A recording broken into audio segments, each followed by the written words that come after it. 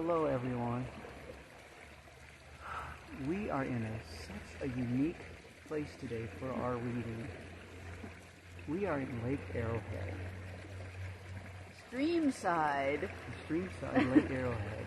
Treeside. Welcome to Peak of the Week.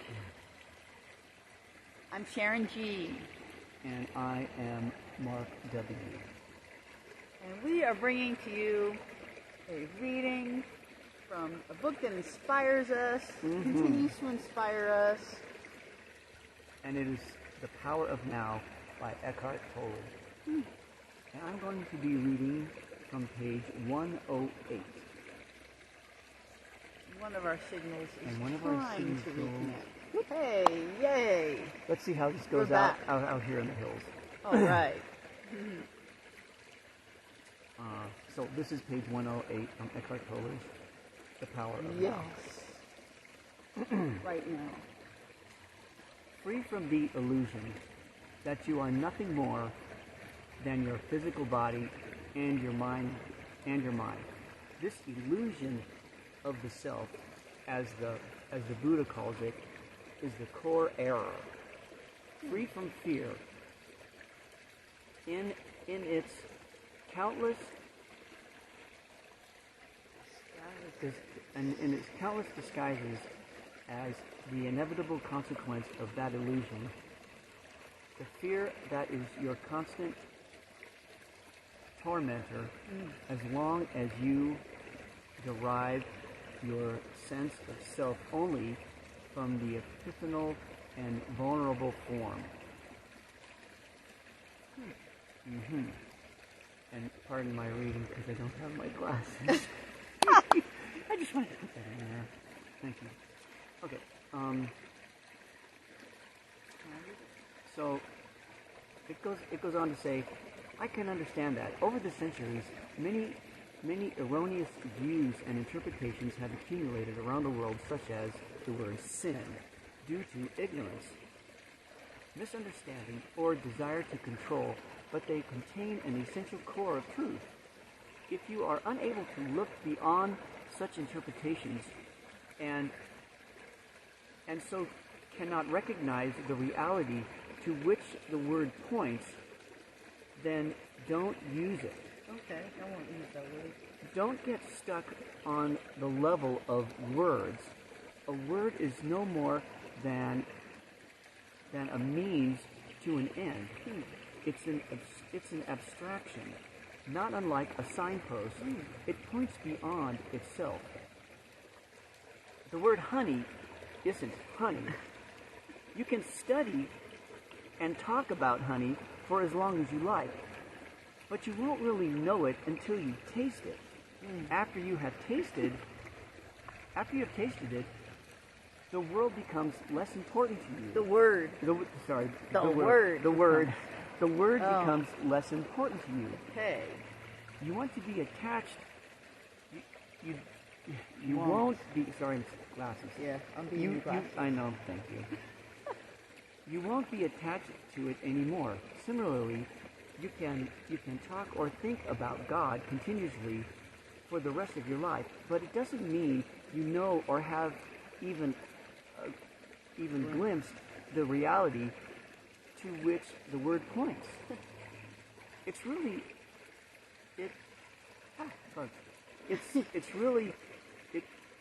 is no more than an obsessive attachment to the signpost, a mental idol.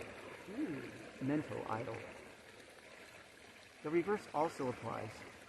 If for whatever reason you dislike the word honey, that might prevent you from ever tasting it. If you had a strong aversion to the word God, which is a negative form of attachment, you may be denying not just the word, but also the reality to which it points. You would be cutting yourself off from the possibility of experiencing that reality. All this is, of course, intrinsically connected with being identified with your mind. So, If a word doesn't work for you anymore, then drop it and replace it with one that does work. If you don't like the word sin, then call it unconsciousness or insanity. That may get you closer to the truth, the reality behind the word, than a long, misused word like sin, and leaves little room for guilt. And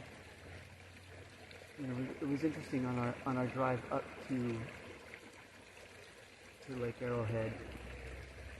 We were listening to the radio, and then the radio needed to change because we were listening to terrestrial radio. Yeah. We were listening to an FM, and all of a sudden we needed. It was oops, we're missing one of our cameras here. Anyway, I'm just going live with Lisa. I'm just going to keep going. Okay. So there was this, dare I say, evangelistic person talking about God, and in his mind, it was so fascinating to hear his interpretation of what sin means to him and what God means to him. And he seemed to be very closed off to any other interpretation except his own. And I found that to be so interesting that religion has so many ways to look at it.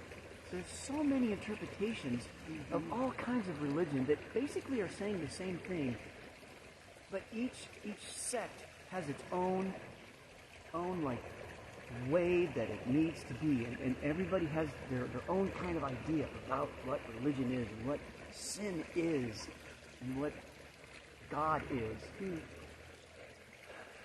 And wasn't it wild when this person was talking about a concept as big as God? At least, I don't know, would you agree that word itself is implying something like very big that we don't even know the impact? Like, it's very open. But that word, that entity, that existence, that abstract idea was being talked about as if it was like an angry man, angry, or someone that really did, as Michael Beckwith says, have anger management problems, and that the actions of an Adam and an Eve, made everything horrible for everyone, and how upset this whole of everything just got upset. It's like, is that possible? Is that even possible that something so vast can get upset and set up a trap for two real or mythological beings that made a wrong choice? Like, is that really an expansive concept of something that could be called God? That was just, It was incredible, and the weight of it is so heavy. Just the way he was talking about sin, and it was just like this heavy, big drama. And today is the 4th of July, and here we are, so celebrating another interesting kind of a human experience of 4th of July. Like, what does that really mean? There's so many ways to interpret the 4th of July, and how it came about and why it came about, and the connotations of it, and the experience of everybody. It's fascinating how we take concepts and we personalize them in our own way, and there's such a broader, more inner being knowingness that can happen with these ideas and concepts of human existence. And being willing to see that inner aspect and how large it can be. It's probably at least as large as the big outer that we're seeing right here in the forest. It's that vast. Our meaning and everything. It just seems like calls to mind how important it is that people converse together and spend time together, that just relating to small one-liners or just little concepts, there's just a bigger conversation going on. There's a bigger vastness to everything we're doing in life. There's bigger meaning. Yeah, it's interesting how humans, and I'm a human as well, have tunnel vision with some concepts. And I'm not saying that I'm perfect, but it's wonderful to have these openings and talk about it with you, and because it reveals things that I'm in tune with, and it's just a wonderful. It's a fascinating place to be, and talking about concepts and life, what it means. And I like Eckhart's comment, just if a word isn't working for you, reframe it. Just because it maybe used to work as a word to use to mean a particular thing, find something that's really more accurate and label it that. Label it as such. That is so fun. I mean, words are just abstractions anyway. He's really bringing that up. I mean, if you keep looking at the dictionary, you'll find there's a lot of meanings to a single word. And that's intriguing. And the meanings could be completely opposite of each other with the same word. So. Well, thank you for tuning in. Thank you, Valerie. Thank you, Lisa. Thank you from both pages. One of them is kind of intermittent because we're here in the forest. And it's beautiful out here. And the water sounds so wonderful. And it's a beautiful day. And we're going to carry on with our day. We wish you a very happy peak of the week. And a happy 4th of July, whatever that means to you. So, okay. All right. Thank you all. We'll see you next time for Peak of the Week. Bye-bye. Bye.